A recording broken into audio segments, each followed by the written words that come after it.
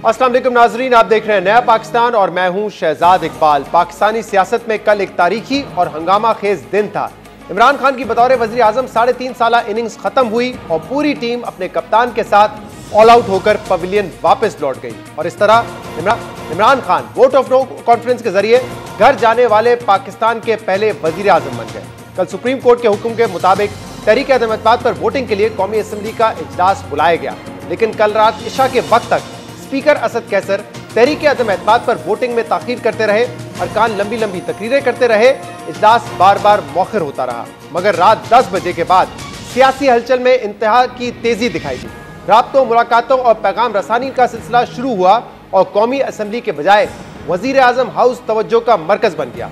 इस्लामाबाद में अचानक high alert जारी किया गया। रेड जोन में सिक्योरिटी फोर्सेस की हलचल बढ़ गई। कैदियों की वैन पार्लियामेंट हाउस के बाहर पहुंच गई। हवाई अड्डों को खुसूसी हिदायत देने की खबरें सामने आई और इस किस्म का माहौल बन गया जैसे माजी में तीसरी कुव्वत की मुदाखलत के वक्त मनाजिर सामने आते रहे हैं। कल देर रात अचानक सुप्रीम कोर्ट के जजेस अदालत पहुंचे। एक पिटीशन की समाअत के लिए इस्लामाबाद हाई कोर्ट के भी ताले खोले गए ताकि वजीर आजम को आला तरीन ओहदेदार की बरतरफी से रोकने के लिए पिटीशन दायर की जाए। इस हवाले से आज बीबीसी की खबर सामने आई है जिसमें बताया गया है कि वजीर आजम ने कल रात अहम ओहदेदार की बरतरफी और उनकी जगह दूसरी शख्स की तैनाती का फैसला कर लिया था, मगर इसका नोटिफिकेशन जारी ना हो सका। मगर आज ISPR ने इस खबर को मुकम्मल बेबुनियाद और झूठ पर मबनी करार दिया है। ISPR ने अपने बयान में कहा है कि BBC उर्दू ने आज एक खबर शाया की है जिसमें किसी मोतबर जराए का हवाला नहीं दिया गया और यह खबर बुनियादी सहाफती असूलों के खिलाफ है। कल रात इस हैजानी सूरत हाल के दौरान स्पीकर कौमी असम्बली असद कैसर ऐवान पहुंचे और तहरीक अदम एतमाद पर वोटिंग करवाने से माजरत करके अपने ओहदे से मुस्ताफी हो गए और फिर अयाज सादिक ने रात 12:02 पर तहरीक अदम एतमाद पर वोटिंग करवाकर नए पाकिस्तान से पुराने पाकिस्तान तक का सफर मुकम्मल किया। कल का यह इजलास गैर मामूली तौर पर तवील था, जो मुतअद्दिद वक्फों के साथ 15 घंटे से ज्यादा जारी रहा। इस इजलास में वजीर आजम के खिलाफ तहरीक अदम एतमाद के हक में 174 वोट आए और अपोजिशन की तहरीक कामयाब हो गई। अब पाकिस्तान तहरीक इंसाफ हुकूमत घर जा चुकी है। इमरान खान अब वजीर आजम पाकिस्तान नहीं रहे, मगर पाकिस्तान तहरीक इंसाफ ने इस शिकस्त के जवाब में मुल्की तहरीक चलाने का फैसला किया है और कौमी असम्बली से इस्तीफे देने का भी फैसला किया गया है। इंसाफ की कोर कमेटी में यह फैसला हो गया है कि इन चोरों डाकुओं के साथ उस असम्बली में शरीक नहीं हो सकते। सब ने इत्तफाक राय से फैसला किया है कि हम कौमी असम्बलियों से मुस्ताफी होने जा रहे हैं। तमाम के तमाम कोर कमेटी की रिकमेंडेशन ये है कि हमें असम्बलियों से मुस्ताफी हो जाना चाहिए। हम कौमी असम्बली से शुरू कर रहे हैं। बहुत ही जुल्म की बात है कि शहबाज शरीफ जिनके ऊपर 16 अरब रुपए की जो TTs का केस है, जिस दिन उनके ऊपर फर्द जुर्म आयद होनी है उस दिन वो पाकिस्तान के वजीर आज़म के लिए इलेक्शन लड़ रहे होंगे। गैर मुल्की साजिश के लिए सड़कों पे निकलेंगे, जद्दोजहद में जाएंगे। फवाद चौधरी के मुताबिक पाकिस्तान तहरीक इंसाफ की कोर कमेटी ने इमरान खान से इस्तीफे देने का कहा है, जबकि अब पार्लिमानी पार्टी के इजलास में हतमी फैसला किया जाएगा। अब सवाल यह है कि अगर इमरान खान कौमी असम्बली से इस्तीफा देने का ऐलान करते हैं तो क्या पार्टी की अक्सरियत इस हक में होगी या इस इकदाम से पार्टी के टूटने का मजीद खतरा पैदा हो जाएगा। पाकिस्तान तहरीक इंसाफ असम्बलियों से इस्तीफा देगी या नहीं, इसका फैसला अगले 1-2 रोज में हो जाएगा। लेकिन अहम बात यह है कि वही पाकिस्तान तहरीक इंसाफ है जिसे कुछ अरसे पहले तक अपने अलावा कोई नजर नहीं आता था। इमरान खान और उनके वुज़रा ये दावा करते थे कि इमरान खान के अलावा कोई ऑप्शन मौजूद नहीं है और कहा जाता था कि इमरान खान के ऊपर से किसी का हाथ नहीं हटा है। इदारे 20 दिन की नहीं 20-20 सालों की मंसूबा बंदी करते हैं। कोई किसी का सवा हाथ नहीं हटा, यानी उनसे हाथ हट गया जो नाम लेके लंदन से बातें करते थे। ये तासर देना चाहते हैं कि हमारे हालात गुड्डी गुड्डी हो गए। अदारे 20-20 साल की पॉलिसियां बनाते हैं, 20 दिन की पॉलिसियां नहीं बनाते। कोई अक्लकांदा ये सोच रहा है कि किसी एक शख्स की पॉलिसी होती है, अदारे की पॉलिसी होती है। तहरीक अदम एतमाद नाकाम है, नाकाम है, नाकाम है, नाकाम है, नाकाम है। 172 आदमी इसका को बड़ा भी नहीं इकट्ठा कर सकता। हुकूमती वज़रा पर एतमाद थे, समझते थे कि इमरान खान के अलावा कोई चॉइस नहीं है, मगर अब कल जो अरकान असम्बली अपोजिशन सीटों पर बैठते थे वो हुकूमती बेंचेस पे बैठेंगे और जो हुकूमती लोग थे वो अपोजिशन बेंचेस पे बैठेंगे और कल कौमी असम्बली में इंतखाब होगा नए वजीर आजम के लिए। आज शहबाज शरीफ के भी जो कागजात हैं वो मंजूर कर लिए गए हैं और दूसरी तरफ से यानी कि अब अपोजिशन की तरफ से जो चॉइस है पाकिस्तान तहरीक इंसाफ के जो कैंडिडेट हैं वो शाह महमूद कुरैशी हैं, उनके भी कागजात आज अप्रूव हो गए हैं। तमाम तर सूरत हाल पर हम बात करेंगे, जिसके लिए हमें ज्वाइन किया है पाकिस्तान मुस्लिम लीग नून के सीनियर रहनुमा एहसन इकबाल साहब ने। एहसन इकबाल साहब, बहुत बहुत शुक्रिया वक्त देने के लिए। एहसन इकबाल साहब, कल तक आप लोग एहतजाज कर रहे थे हुकूमत के खिलाफ, लेकिन अब आप हुकूमत में होंगे और पाकिस्तान तहरीक इंसाफ ऑपोजिशन में होगी और उन्होंने आज ये फैसला कर लिया है कि एहतजाज उनका जारी रहेगा, जल्द से भी करेंगे, रैलीज भी करेंगे, सड़कों पे भी निकलेंगे, हुकूमत को चैन से नहीं बैठने देंगे। यानी कि जो गैर यकीनी की सूरत हाल है वो कल भी जारी थी और आने वाले कल में भी जारी रहेगी। शुक्रिया शहजाद साहब। देखिए, सबसे पहले तो मैं ये कहूँगा कि इमरान खान साहब ने जो कल हालात पैदा किए उसमें पूरी कौम ने देखा कि किस तरह उन्होंने अपनी सिर्फ शख्सी अना की खातिर पाकिस्तान के आइन को, पाकिस्तान के इदारों को और पूरे जमहूरी सिस्टम को होस्टेज बनाया हुआ था।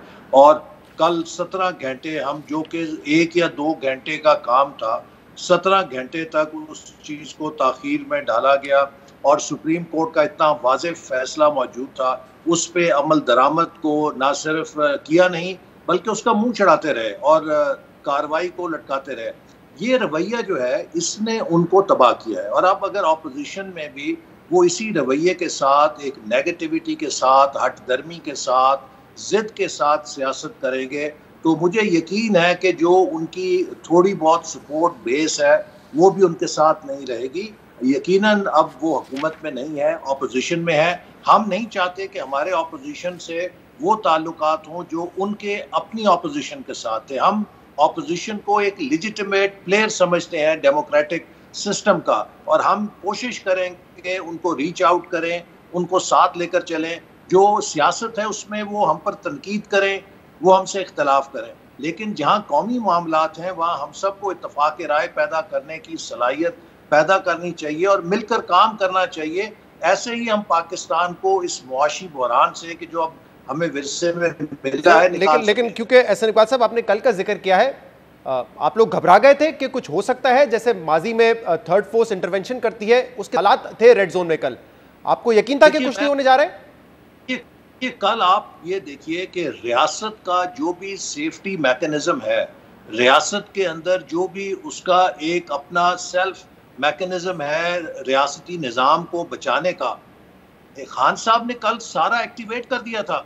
ये कोई मामूली बात है कि सुप्रीम कोर्ट के चीफ जस्टिस साहब और सीनियर जज साहिबान रात 12 बजे सुप्रीम कोर्ट ऑफ पाकिस्तान खुल गई, दफ्तर खुल गए, इस्लामाबाद हाई कोर्ट खुल गई, वहाँ पर जज साहिबान अलर्ट हो गए, इलेक्शन कमीशन खुल गया।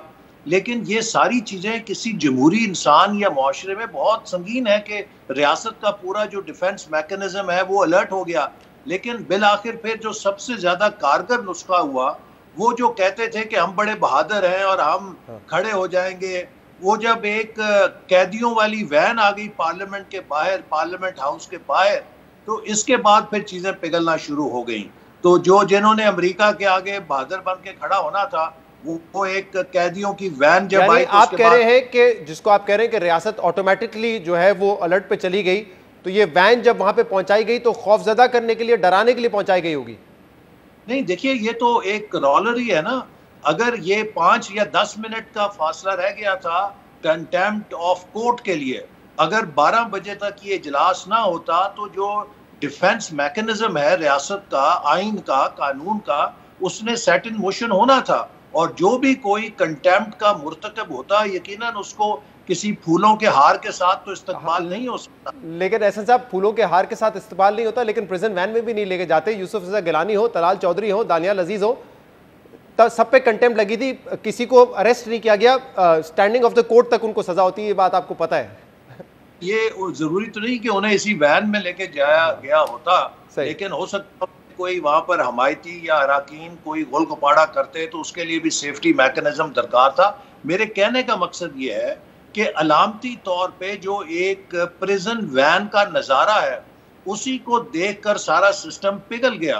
और हमने सजाए मौत के कैदियों की चक्कियां काटनी, हम तो नहीं पिघले सही। 4 और एक सालों व्यू में। ये है कि वो नजारा दिखाया गया था, वो नजारा दिखाया गया था कि क्या कुछ हो सकता है। लेकिन आगे बढ़ते हैं एहसन इकबाल साहब। नहीं, जी कहूँ देखिए, ये वो चीजें हैं, ये एसओपीज जो हैं, ये इंतजामिया हर ऐसी सूरत के अंदर खुद ब खुद इन्वोक करती है। लेकिन जो मेरा केस है वो ये है कि इस हद तक नौबत नहीं होनी चाहिए। नहीं, बिल्कुल ठीक है, ये बात आपकी बिल्कुल नौबत नहीं जानी चाहिए थी हो जाती जी। बल्कि वो मामला तो बल्कि 3 अप्रैल को ही निपटाया जा सकता था, फिर कोर्ट को भी इंटरवीन करना पड़ा।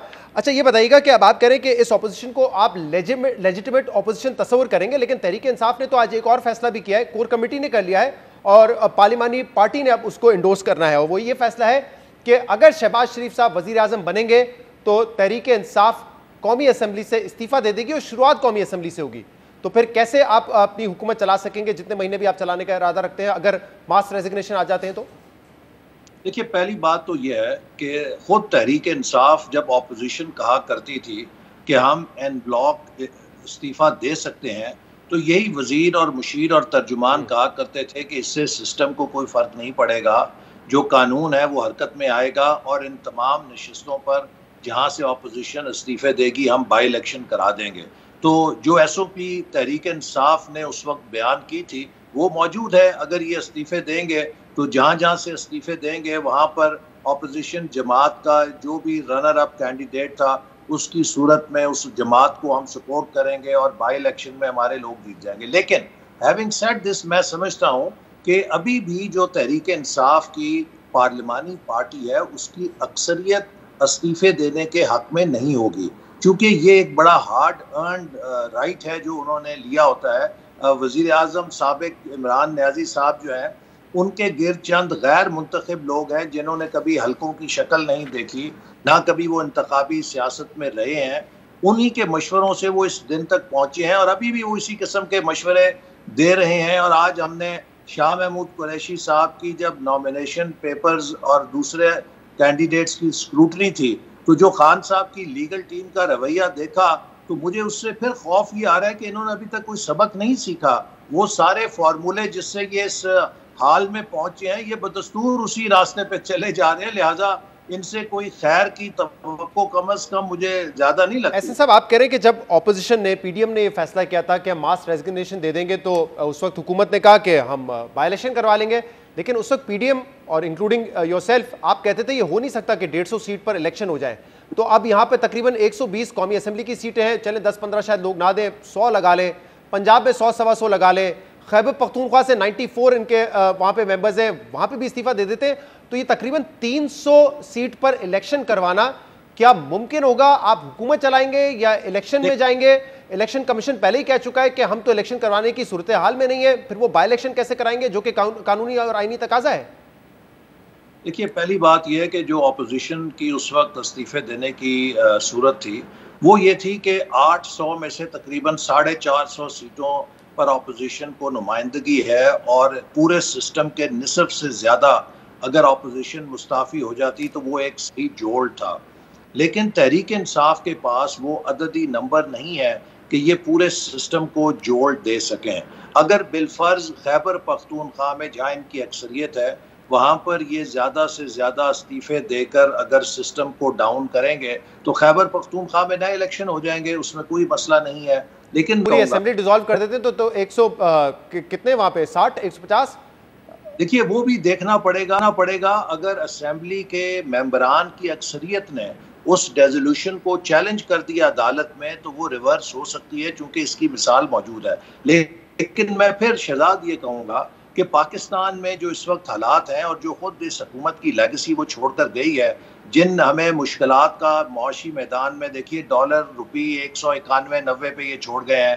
पॉलिसी रेट अभी 2.5% स्टेट बैंक ने बढ़ाया जो कि बहुत बड़ा जोल्ट है बिजनेस के लिए और इकोनॉमी के लिए। जब आप इतने एक्सट्रीम हालत में मईशत में है, मैं समझता हूँ कि एक ऐसी जमात जिसने 4 साल हुक्मरानी की है उसमें इन मसाइल की जिम्मेदारी का एहसास होना चाहिए। और सर ये कंसर्न नहीं है उनका इस वक्त, और ये आपको बड़े अच्छे तरीके से पता है, आप खुद भी कह रहे हैं हम ऐसी कोई तवक्को रख नहीं रहे, तो वो तो इस वक्त चाहेंगे। आपने इमरान खान साहब को 3.5 साल में घर भेजा है, पिछले 4 अदवार में पहली हुकूमत है जो अपना टर्म पूरा नहीं कर सकी, तो वो तो सड़कों पर निकलेंगे, वो तो एहतजाजी मोड में होंगे। आप अगर ये समझ रहे हैं कि वो आपको मजीद 1.5 साल हुकूमत करने देंगे, ये तो मुमकिन नहीं नजर आ रहा। अगर वो ऐसा नहीं करेंगे तो जैसे मैंने आपसे पहले कहा कि पाकिस्तान के अवाम उनको नेगेटिव पॉलिटिक्स में सपोर्ट नहीं करेंगे, ये अपना खुद नुकसान करेंगे और हम इसके लिए तैयार हैं। हम इनकी एजिटेशन का भी सामना करेंगे, हम इनके तमाम मनफी हथकंडों का भी सामना करेंगे। मैं जैसे कह चुका हूं कि पाकिस्तान के लोग इस मौके पर मनफी सियासत को पसंद नहीं कर रहे। और यानी कि अगर ये इस्तीफे दे देते हैं, तमाम सूबों से दे देते हैं, सिंध भी कर ले, बलूचिस्तान भी कर ले, तब भी आप लोग इलेक्शंस की तरफ नहीं बढ़ेंगे? आप समझते हैं बाय इलेक्शन उस वक्त भी सोल्यूशन होगा?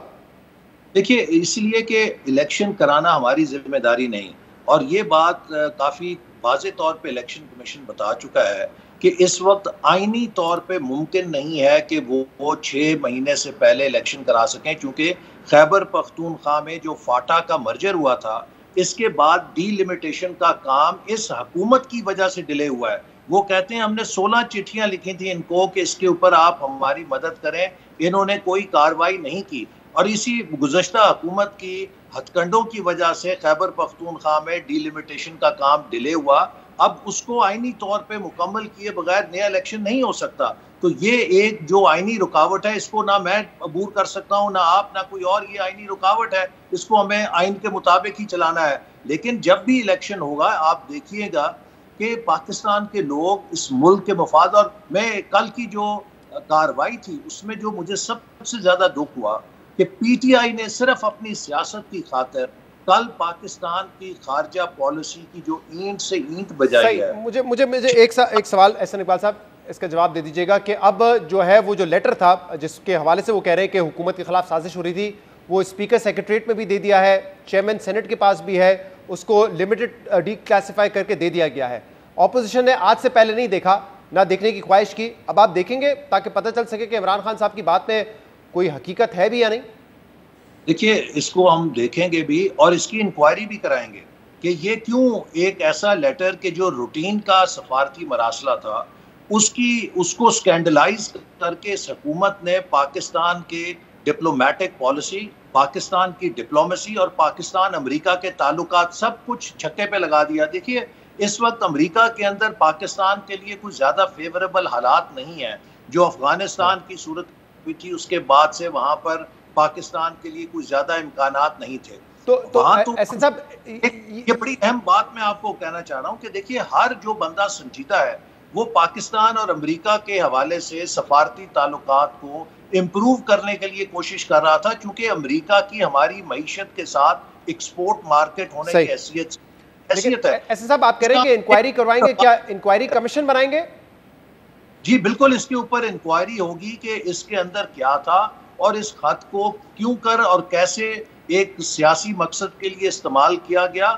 और इसके आपको मैं आखिरी बात ये कह दूं कि नेशनल सिक्योरिटी कमेटी वाजे कर चुकी है कि इसमें ना कोई दाखिली सियासत, नो कॉन्फिडेंस से ताल्लुक था, ना कोई हुकूमत बदलने की साजिश थी। ये इमरान खान साहब ने सिर्फ अपनी नालायकी छुपाने के लिए मुल्क के मफाद को दाव पे लगा दिया है। पूरी सफारतकारी उसमें ये कहा गया था कि इंटरनल अफेयर्स में मदाखलत है जो किसी भी तरीके से काबिल कबूल नहीं है।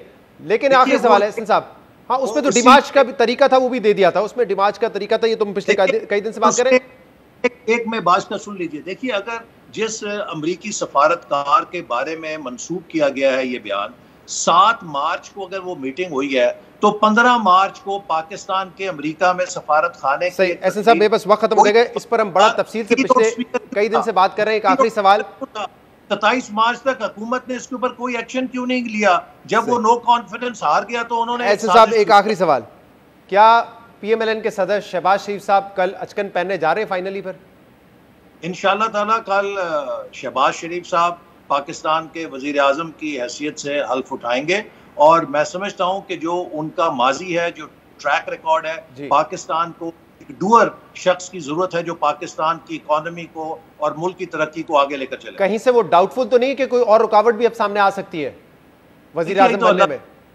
दुनियावी तौर पे तमाम मरहले अबूर हो गए। आज कागजात नामजदगी भी मंजूर हो गए हैं। अब कल 2 बजे है और इंशाअल्लाह ताला कल मैं उम्मीद करता हूँ शाम तक वो पाकिस्तान के वजीर आजम मुंतखब हो चुके होंगे। सही। ऐसे साहब, लेकिन एक बात जो मैं करना आपसे पहले भूल गया, आज फवाद चौधरी साहब ने कहा 1600 अरब रुपए का टीटी केस है और उस दिन वो वजीर आजम बनने जा रहे हैं जिस दिन उनके खिलाफ फर्दे जुर्म आयद होनी थी। अब हमारे प्रोग्राम में हमने शहबाज शरीफ साहब से भी पिछले हफ्ते सवाल किया, उन्होंने इस पर जवाब नहीं दिया। हमजा से हमने टीटी के हवाले से सवाल किया, हमजा ने कहा ये बिजनेस ट्रांजैक्शन है। मैंने कहा कैसी ट्रांजैक्शन है? उन्होंने कहा हमारे एम्प्लॉय थे, उनके अकाउंट में ट्रांजैक्शन होती थी। जब मैंने उनसे कहा ये तो बेनामी ट्रांजैक्शन हुई, तो उन्होंने कहा कि इस पर फिर बात करेंगे। तो ये जो केस है जिसकी बुनियाद पर वो कह रहे हैं कि हम कैसे सपोर्ट कर सकते हैं इसको? अब मैं आपसे अर्ज करूं, शहबाज शरीफ साहब पाकिस्तान की तारीख में 3 दफ़ा पंजाब के वज़ीर आला रहे। नवाज शरीफ साहब 2 दफ़ा वज़ीर आला, 3 दफ़ा वज़ीर आज़म रहे। ना नवाज शरीफ साहब पे ना शहबाज शरीफ साहब पे एक केस जनरल मुशर्रफ बना सके, ना इमरान खान बना सके कि इन्होंने सरकारी फंड के अंदर, सरकारी मंसूबे के अंदर इख्तियारात के ज़रिए किसी से कमीशन लिया है, कोई किक बैक लिया है। मुझे बताइए कोई वो जो केस बनाए गए थे बैसियत वज़ीर आला की, कंपनियां बनाई, सब वो जो वाटर का एक स्कीम का केस था, सेफ क्या वाटर के जो एक, तो वो सब साफ पानी, वो सब खत्म हो गए। एक केस इनके पास सरकारी ओहदे के मिसयूज का, करप्शन का मेरे पास नहीं था। वक्त बिल्कुल खत्म हो चुका है। एहसन इकबाल साहब आप हमारे थे, आपका बहुत बहुत शुक्रिया। प्रोग्राम में एक ब्रेक शामिल करेंगे, इसके बाद मजीद बात करेंगे हमारे सामने।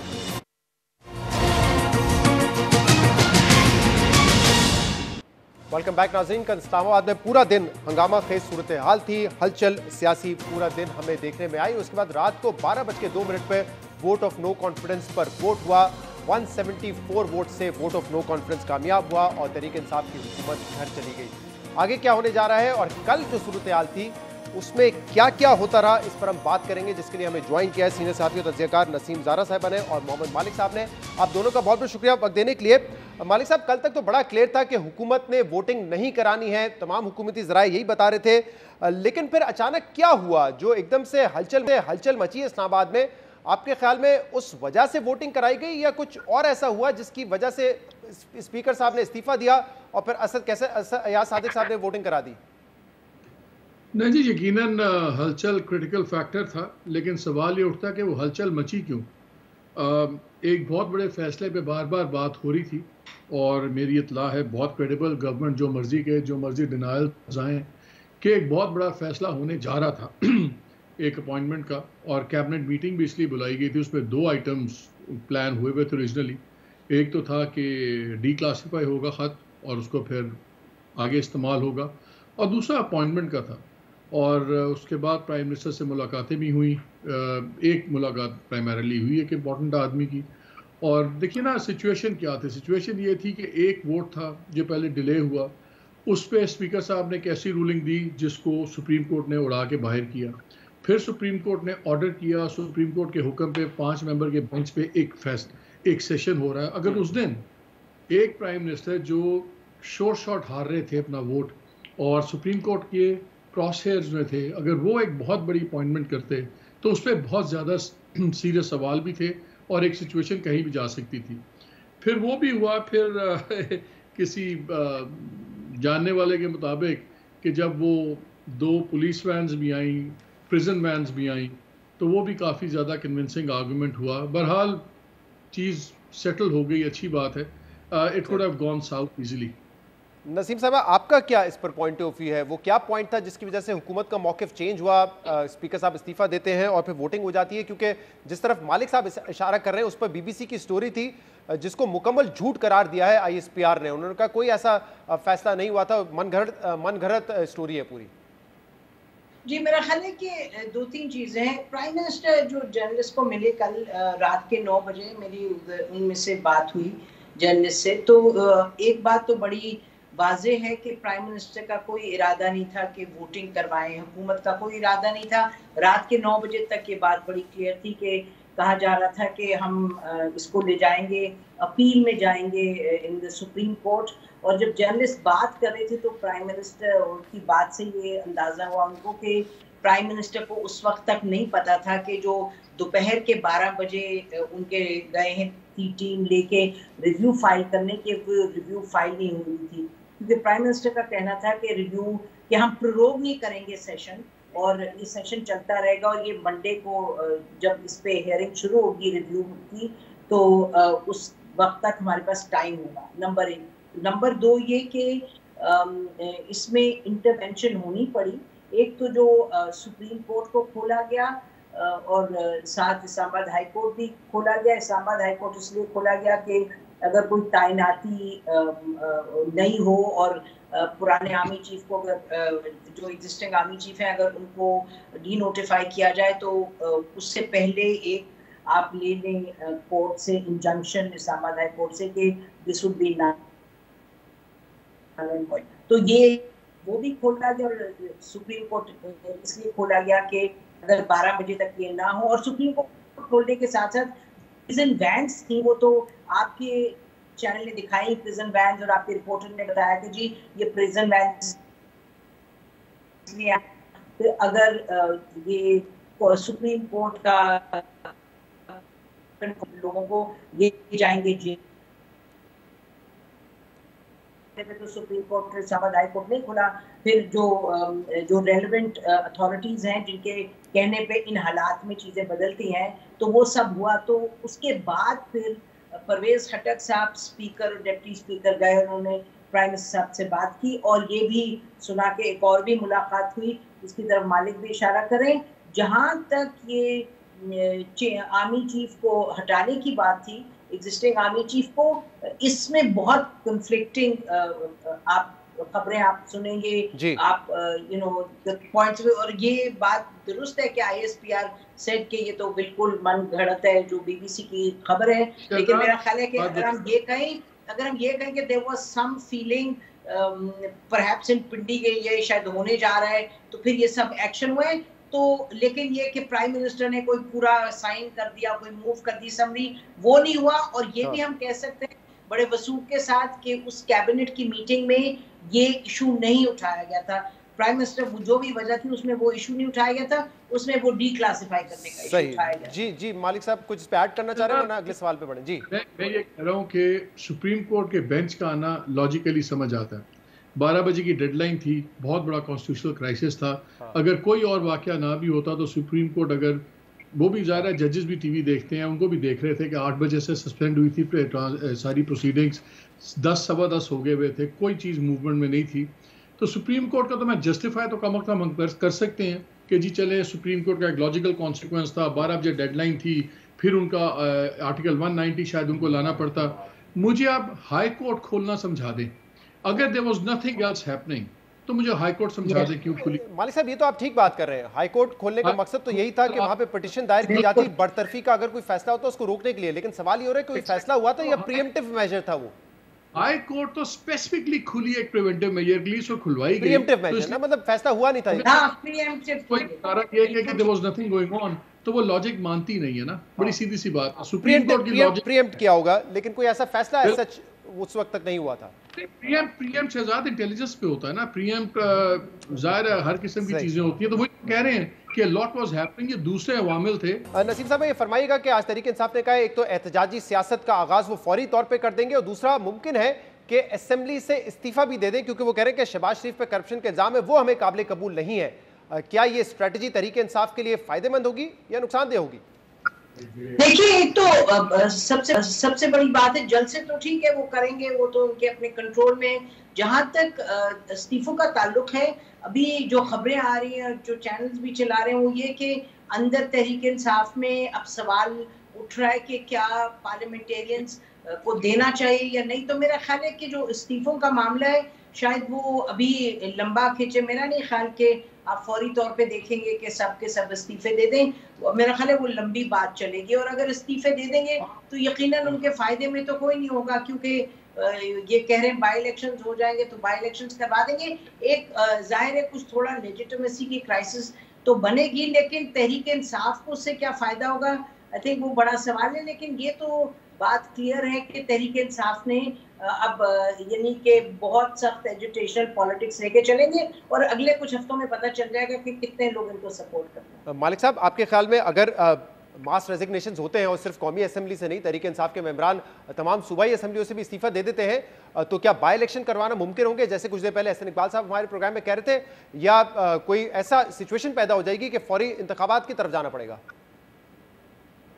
नहीं जी मुझे अगर फौरी इंतखाबात इस्टेब्लिशमेंट को भी काबिल कबूल होते तो फिर कल वो तमाशे ना होते जो आपने देखे थे क्लियरली कोई वो इंटरेस्ट नहीं है कोई जल्दी में नहीं है फॉरेन इलेक्शन के दूसरा इलेक्शन कमीशन ने एक पोजीशन ली जिसका बहुत बड़ा इम्पैक्ट सुप्रीम कोर्ट की डिसीजन मेकिंग पे था और वो था कि जी हम फ्री एंड फेयर इलेक्शंस के लिए हमें कम से कम 6 से 7 माह चाहिए।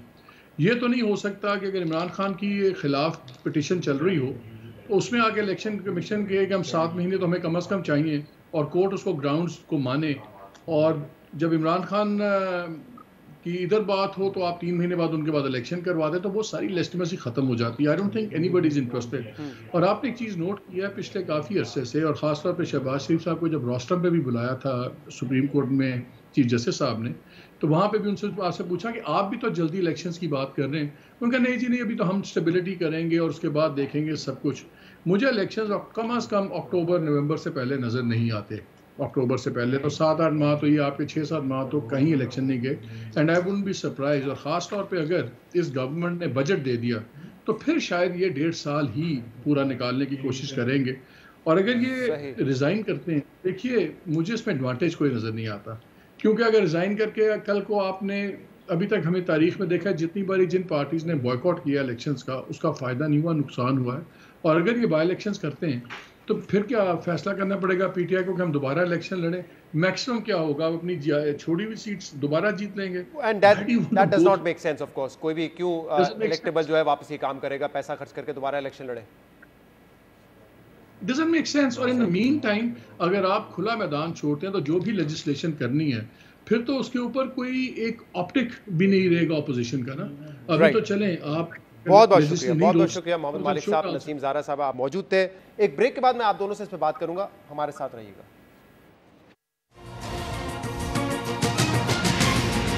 Welcome back. इमरान खान के खिलाफ तहरीक अदम एतमाद कामयाब हो चुकी है, उनकी हुकूमत खत्म हो चुकी है।